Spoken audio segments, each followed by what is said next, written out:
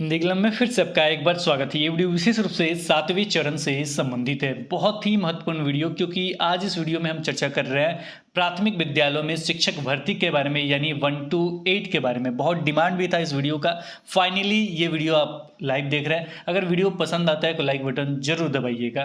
सबसे पहले हम आपको यहाँ पे बता दें, 4 मुख्य प्रश्नों की चर्चा इस वीडियो में करने जा रहे हैं। पहला जो आपका मुख्य और महत्वपूर्ण प्रश्न है वो है रिक्ति के बारे में, कि 1 to 8 में क्या कुछ हो रहा है, कितने पदों पे बहाली होने जा रहा है, क्या कुछ हो रहा है, इसके बारे में।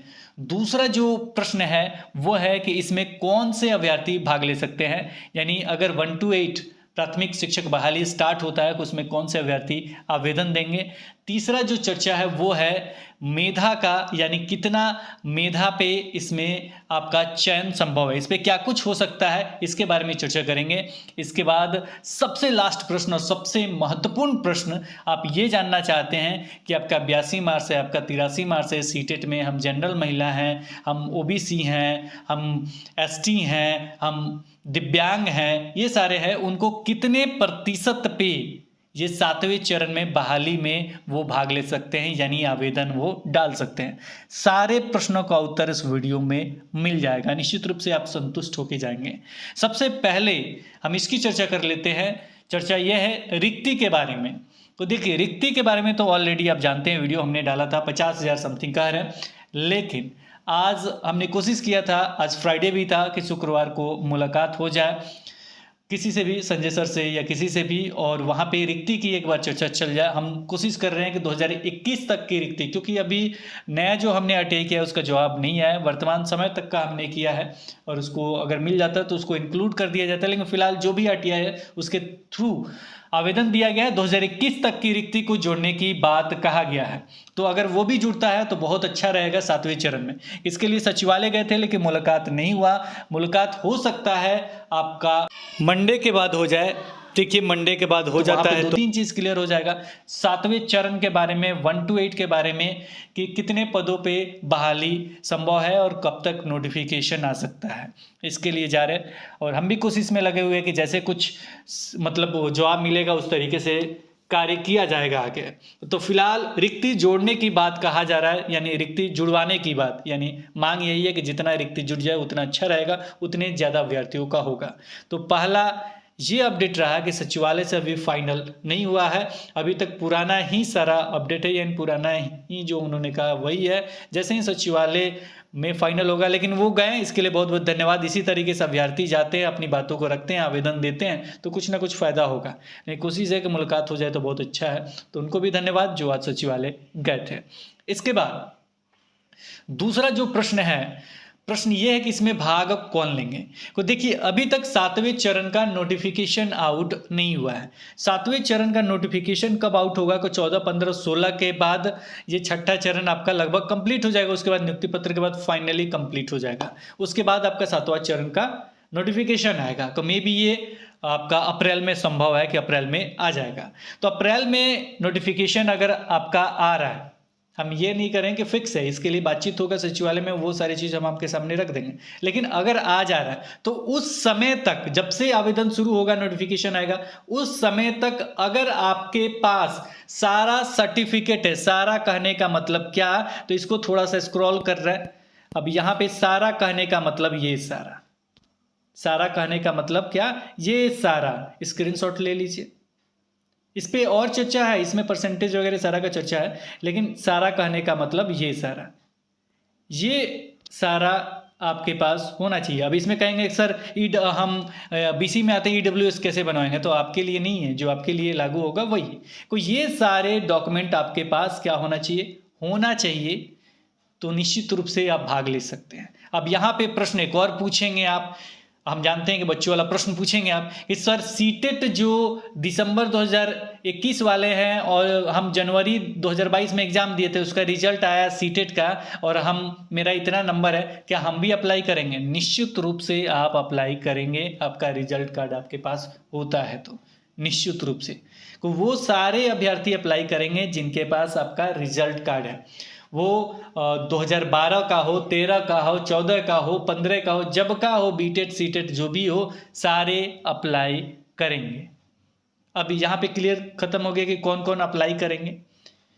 रिक्ति का चर्चा हो गया, कौन कौन अप्लाई करेंगे ये भी चर्चा खत्म, यानी सारे अप्लाई करेंगे जो भी अभी तक जिनके पास नोटिफिकेशन आने से पहले जिनके पास सर्टिफिकेट होगा वो सारे अभ्यर्थी क्या करेंगे, अप्लाई करेंगे।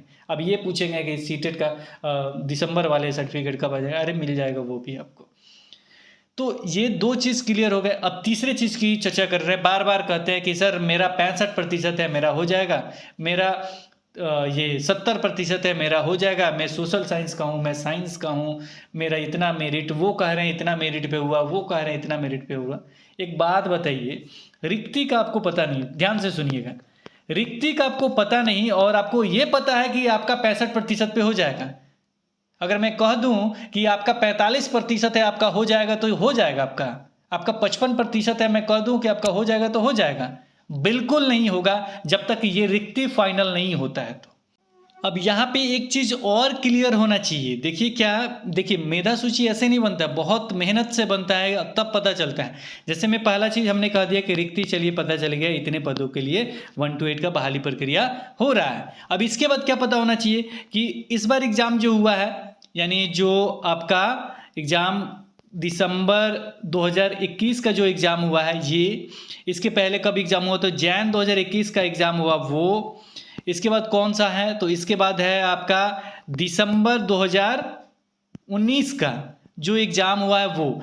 इसमें ये तीनों सीटेड का है कि इसमें कितने अभ्यर्थी क्वालिफाई हुए, मेरे ख्याल से ये डेटा आपके पास होना चाहिए। तो ये तीनों का डेटा आरटीआई के थ्रू मंगा लीजिए, आपको ज़्यादा बेचैनी है तो। हाँ, इसमें कितने क्वालिफाई हैं, जो बिहार वासी हैं वही बिहार वासी, क्यों, इसलिए क्योंकि इस बार जो बहाली प्रक्रिया होगा डोमिसाइल नीति के साथ होने जा रहा है और जो केवल बिहार के होंगे वही केवल अप्लाई करेंगे, ये होने जा रहा है। को बिहार वासी ही अप्लाई करेंगे, तो यहाँ पे ये पता कर लीजिए, ये पता कर लीजिए और ये पता कर लीजिए कि ये तीनों में कितने बिहार वासी उसमें आवेदन किए थे, कितने बिहार के पास हैं, आवेदन नहीं किए थे, कितने क्वालिफाई हैं। तो कितने क्वालिफाई इसमें पता कर लीजिए, इसमें पता कर लीजिए, इसमें पता कर लीजिए, एक ही आरटीआई में तीनों डिटेल डाल दीजिएगा, तो मे भी आपको पता चल जाएगा कि हाँ पेपर 1 में इतने पास हैं, पेपर 2 में इतने पास है, ये दिसंबर 2021 का है, ये जनवरी 2021 का है और ये आपका है दिसंबर 2021 का। तो ये डेटा आपके पास आ जाएगा, तो आपको पता चल गया कि रिक्ति इतना है, कैंडिडेट इतना है, और इसके अतिरिक्त 10-20 हज़ार और आप इंक्लूड करके जरूर रख लीजिएगा, 2011 से लेके ये सारे होंगे। अब ये सारा डेटा रखने के बाद आप क्या करेंगे, तब मेधा सूची के बारे में सोचा जा सकता है, बना जा सकता है, क्योंकि अभ्यर्थी पता, रिक्ति पता और उसके बाद आपको हिस्ट्री भी पता कि इतना थे, इतना तक गए थे, कब, यानी 2019 से पहले इतना तक गए थे, दिसंबर 2019 से पहले इतना मेरिट गया था। अब इसके क्या होगा, या तो ऊपर होगा या नीचे होगा, जाहिर सी बात ऊपर होगा क्योंकि ये अभ्यर्थी आएंगे तो बिहार वासी, तो इनका डेटा मिल जाएगा। थोड़ा सा इसको ऊपर और नीचे करते हुए आराम से मेरिट लिस्ट निकाल सकते हैं। इस तरीके से बिना इन सारी चीज़ों को जाने हुए मेरिट लिस्ट पे ध्यान देंगे तो मूर्ख साबित होंगे। अब समझ में आ गया क्यों नहीं बनता है हिंदी क्लब पे ये सारी चीज़, इतने सारे मेहनत करने के बाद आपको बताया जा सकता है कि हाँ इतना पे आपका हो सकता है।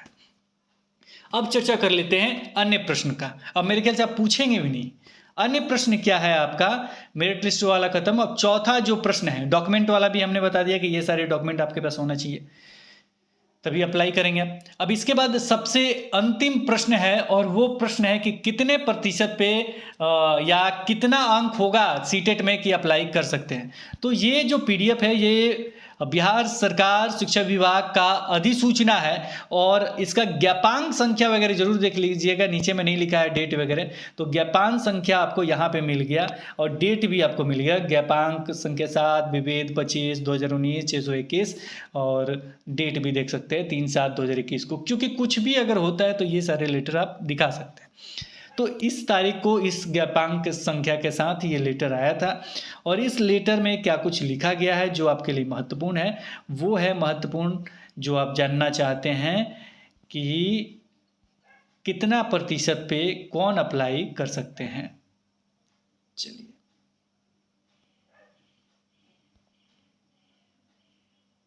यहां से लेते हैं, ठीक है।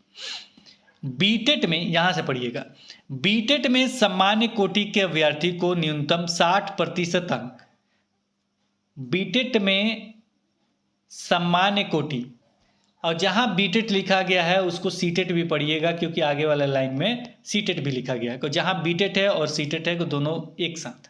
तो बीटेट हो या सीटेट हो, अगर आप सामान्य कोटि के अभ्यर्थी हैं तो आपको कितना अंक चाहिए? 60% अंक, यानी 90 अंक चाहिए। कितना अंक चाहिए आपको? 90 अंक। अगर आपको 90 अंक आता है सीटेट में, सामान्य अभ्यर्थी हैं यानी जनरल अभ्यर्थी हैं, तो ही आप अप्लाई कर सकते हैं।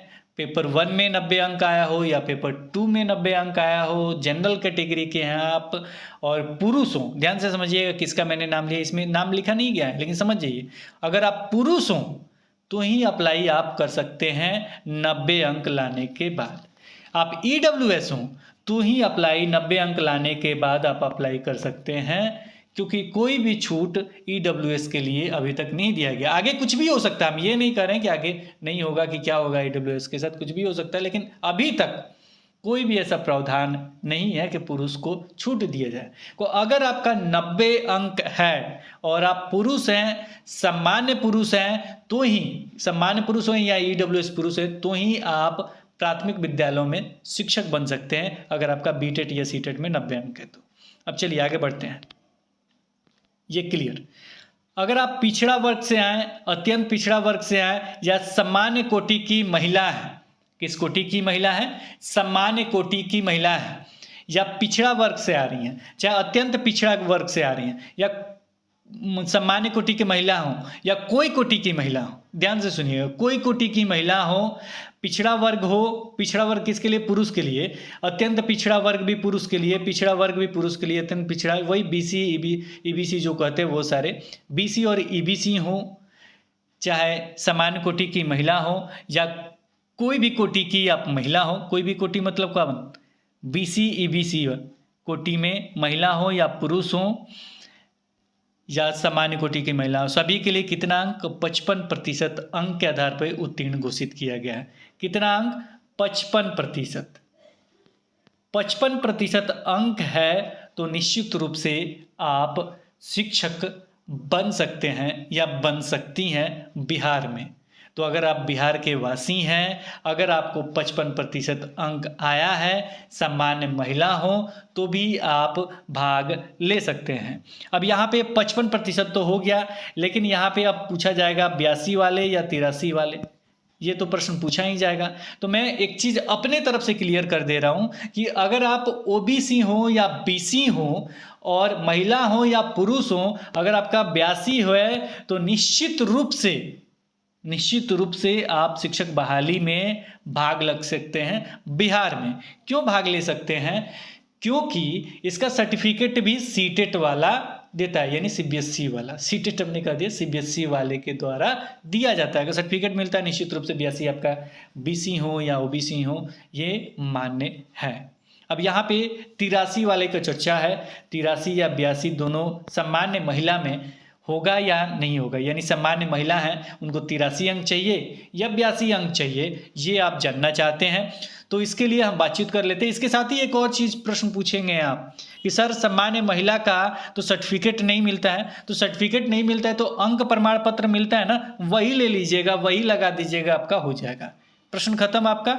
यानी उसमें डिस्क्वालीफाइड दिखाता होगा आपको सर्टिफिकेट वाले में, अगर डाउनलोड करते होंगे या नहीं डाउनलोड होता होगा, तो उससे कोई मतलब है नहीं है, सर्टिफिकेट हटा दीजिए। जो मार्कशीट है ना, मार्कशीट जो है जिसपे इतना लिखा गया, मैथ में इतना, बाल विकास में इतना, इसमें इतना, वही लगा दीजिएगा, वही अप्लाई कर दीजिएगा सामान्य महिला में, वो एलिजिबल है। अब 82 और 83 कितना होना चाहिए, इसके रिगार्डिंग हम सामान्य महिला के लिए राजेंद्र सर को कॉल लगा लेते हैं, जो छठे चरण में प्रदेश अध्यक्ष थे, तो उनको कॉल लगा के बातचीत कर लेते हैं, वो क्लियर कर देंगे।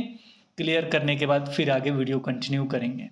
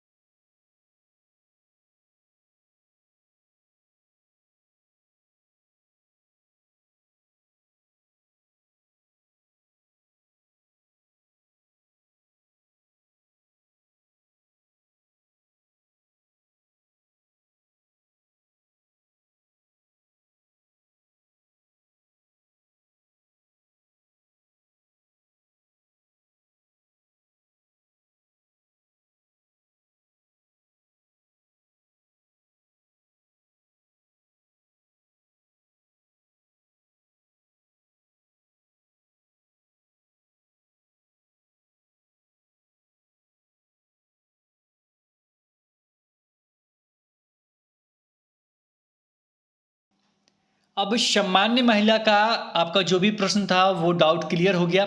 अब आगे बढ़ते हैं, आगे अन्य भी कोटि के हैं और इनके बारे में भी चर्चा कर लेते हैं।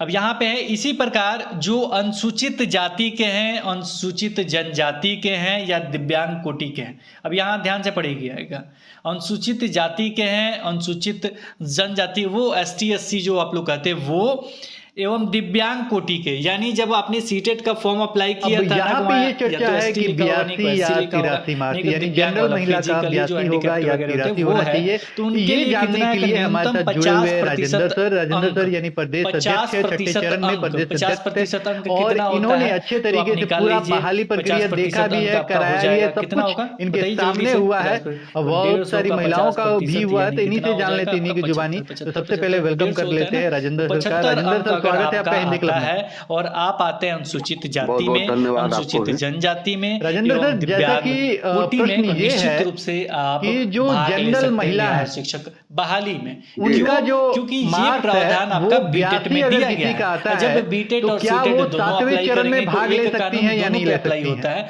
और ये चीज हुआ भी है आपका छठे चरण में। आप जाकर देख सकते हैं, ये तो रूल ही लिखा गया, देखेंगे क्या रूल आपके सामने नोटिफिकेशन के साथ हम आपको दिखाएंगे। ऐसा नहीं है कि हम अपने मन से बोल रहे हैं। तो यहाँ लिखा गया, आप देख भी रहे 50% अंक लाना अनिवार्य है और यहाँ पे एक लाइन लिख दिया प्रावधान सीटेट के लिए भी अपॉइंटमेंट हुई है। ये बहाली छठे चरण की बहाली में बहुतों कैंडिडेट का हुआ है। ये हो गया आपका मेन, भले उनके सर्टिफिकेट पर क्वालिफाइड नहीं लिखा हुआ हो, ये हो जाएगा, वो हो जाएगा, कितना अंक चाहिए सर, हम दिव्यांग हैं।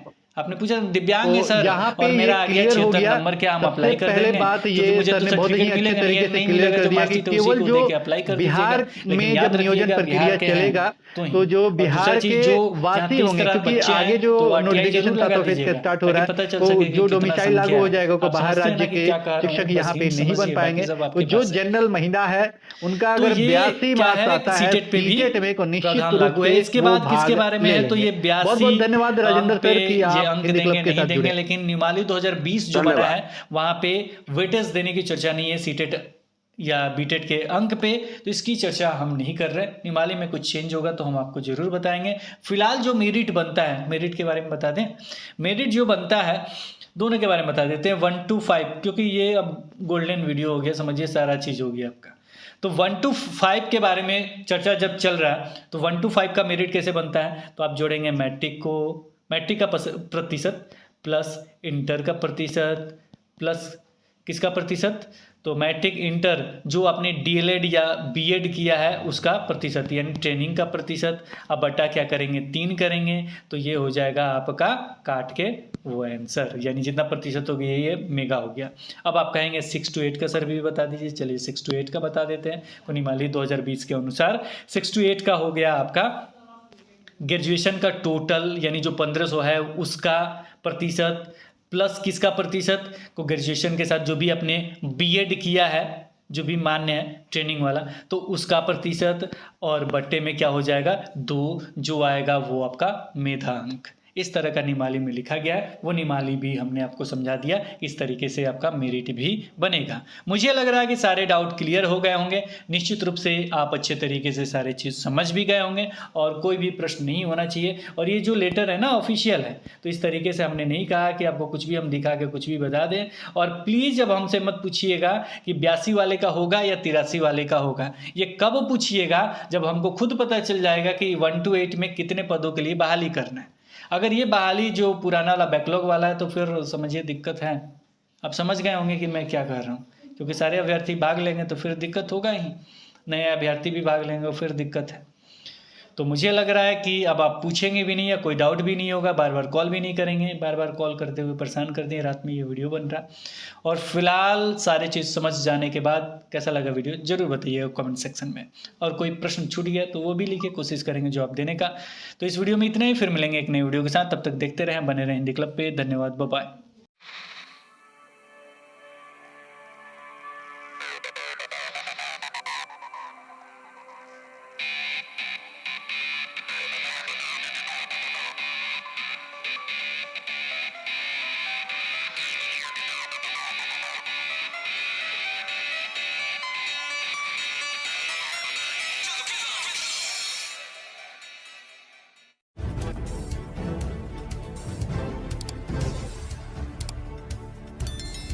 सब्सक्राइब कीजिए हिंदी क्लब को, दबाइए इस बेल आइकॉन को ताकि हमारा वीडियो आपको मिले सबसे पहले। शेयर करें अपने दोस्तों के साथ ताकि वो भी इसका लाभ उठा सके। ये सब बिल्कुल फ्री है।